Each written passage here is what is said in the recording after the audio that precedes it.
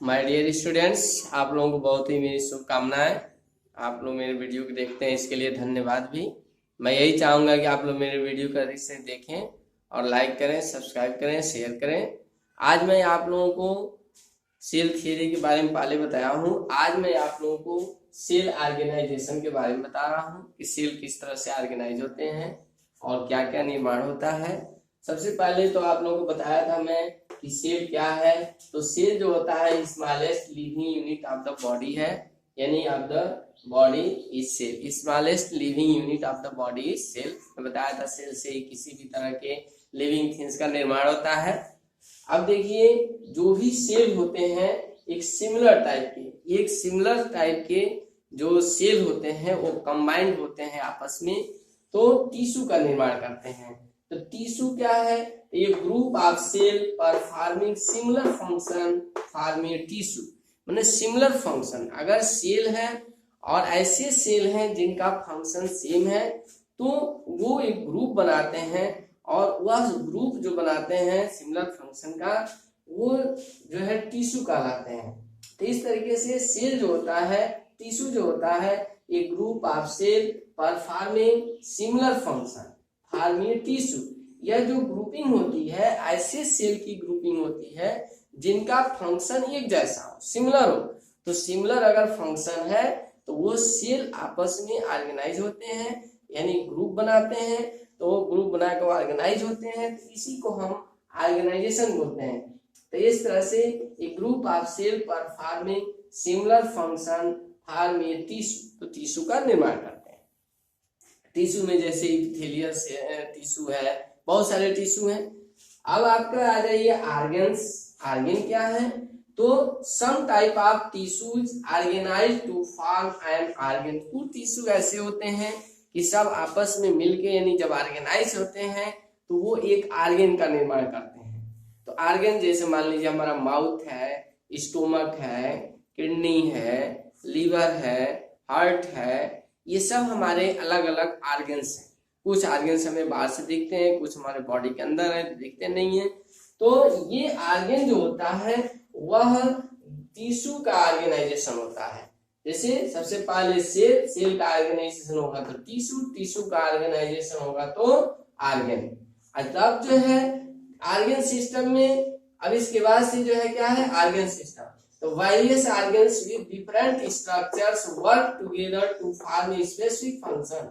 These organs form an organ system. अब बहुत सारे ऑर्गन्स होते हैं और सभी ऑर्गन्स मिल करके एक स्पेशल फंक्शन पूरा करते हैं, और तो इसी को हम ऑर्गन्स बोलते हैं, ऑर्गन सिस्टम बोलते हैं। तो जो ये स्पेशल फंक्शन पूरा करते हैं, यानी एक सिस्टम बनाते हैं, तो इसको हम ऑर्गन सिस्टम कहते हैं। ऑर्गन सिस्टम में जैसे आपका डाइजेस्टिव सिस्टम हो गया, रेस्पिरेटरी सिस्टम हो गया, एक्सक्रेटरी सिस्टम हो गया, सर्कुलेटरी सिस्टम हो गया, नर्वस सिस्टम हुआ, तो रिप्रोडक्टिव सिस्टम हुआ। यानी एक सिस्टम में, किसी भी एक सिस्टम में बहुत सारे ऑर्गन्स होते हैं और सभी ऑर्गन्स मिल करके उस सिस्टम को पूरा करते हैं। तो ये हमारा ऑर्गन सिस्टम कहलाता है। आप लोगों को पता ही है कि कोई भी वर्क करना हो तो अगर उस वर्क में अगर सिस्टम सही से न हो, तो अगर सिस्टम न बनाया जाए तो वो वर्क पूरा नहीं हो सकता।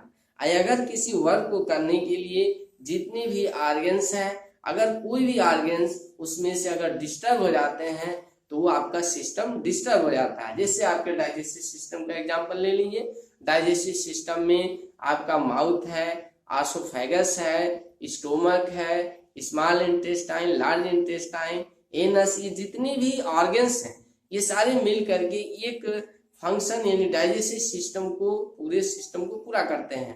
तो अगर इनमें से एक भी ऑर्गन्स डिस्टर्ब हो गए, आपका माउथ डिस्टर्ब हो गया, या आसोफेगस डिस्टर्ब हो गया, या स्टोमक डिस्टर्ब हो गया, तो आपका पूरा डाइजेस्टिव सिस्टम डिस्टर्ब हो जाएगा, यानी पूरा सिस्टम ही आपका खराब हो जाएगा। इसलिए इसमें हर ऑर्गन्स को दुरुस्त रहना जरूरी होता है। ये तो यहाँ पे तो खैर ऑर्गेनाइजेशन की बात बताई जा रही है। तो जो भी टिश्यू होते हैं वो ऑर्गेनाइज होते हैं तो ऑर्गन्स का निर्माण होता है। जो भी ऑर्गन्स हैं अगर ऑर्गेनाइज होते हैं और ऑर्गेनाइज होकर के एक स्पेसिफिक फंक्शन को पूरा करते हैं तो वो हमारा ऑर्गन सिस्टम कहलाता है। अब बहुत सारे ऑर्गन सिस्टम यानी various organ system in the body are organise to make an organism. अब किसी भी ऑर्गेनिज्म को बनाने के लिए बहुत सारे सिस्टम की जरूरत पड़ती है, बहुत सारे सिस्टम आपस में मिल करके और तब एक ऑर्गेनिज्म का निर्माण करते हैं। यानी जैसे हम लोग हैं, यानी हम लोगों की बॉडी का जो निर्माण हुआ है इसमें बहुत सारे ऑर्गन सिस्टम काम करते हैं। जैसे मैंने बता ही दिया पहले ही, आपका डाइजेस्टिव सिस्टम है, रेस्पिरेटरी सिस्टम है, एक्सक्रेटरी सिस्टम है। तो यही चीज यहाँ बताया जा रहा है कि various organ system of the body are organised to make an organism. एक ऑर्गेनिज्म को बनाने के लिए बहुत सारे हमारे सिस्टम चाहिए और एक सिस्टम को बनाने के लिए बहुत सारे ऑर्गन्स चाहिए और एक ऑर्गन्स को बनाने के लिए बहुत सारे टिश्यू चाहिए और बहुत सारे एक टिश्यू बनाने के लिए बहुत सारे आपके सेल चाहिए। और सेल जो है हमारा स्मॉलेस्ट यूनिट है बॉडी का। पहले तो मैंने बताया है कि सेल ही जो है स्ट्रक्चरल फंक्शन जो भी है बॉडी का सेल होता है, इसीलिए सेल को बिल्डिंग ब्लॉक ऑफ लाइफ बोलते हैं।